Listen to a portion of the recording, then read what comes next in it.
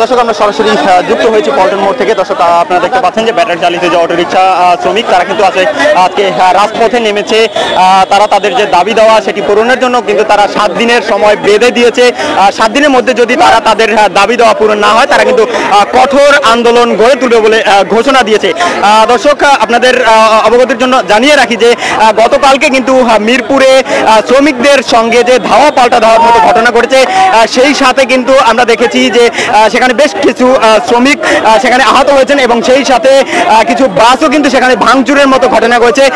আজ প্রেস ক্লাবের সামনে কিন্তু ব্যাটারি চালিত রিক্সা শ্রমিকরা তারা কিন্তু রাজপথে দাঁড়িয়েছে। তারা কিন্তু তাদের যে দাবি সেটি কিন্তু তারা তুলে ধরার চেষ্টা করছে।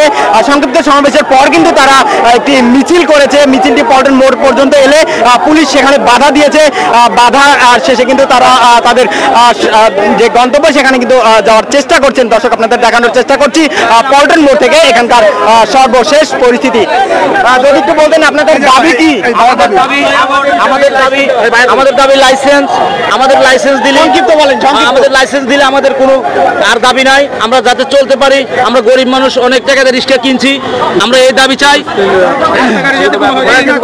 আমাদের দাবি মূলত গরিব মানুষের কর্ম রুজি রুটির জন্য যে রিক্সা তৈরি করছে, রিক্সা রোডে চলতে পারমিশন দিবে গভর্নমেন্ট, এটা আমাদের দাবি। আমরা দেখলাম যে 7 দিনের আপনারা সময় বেঁধে দিয়েছেন। এর মধ্যে যদি আপনাদের সমস্যার সমাধান না হয় সেক্ষেত্রে আপনাদের পরবর্তী পদক্ষেপ কি হবে? মানে আরো জোরালো আন্দোলন করার জন্য যে যে পদক্ষেপ নেওয়ার প্রয়োজন সেগুলো আমরা ব্যবস্থা মানে সুশৃঙ্খল ভাবে, মানে সুন্দরভাবে যেন সরকার এটা দেখে এবং সুন্দরভাবে এটা গ্রহণ করে নেয়, এটাই আমাদের দাবি। ধন্যবাদ। আমাদের দাবি পূরণ না হওয়া পর্যন্ত স্টেপ বাই স্টেপ যা করার আমাদের করে যাব।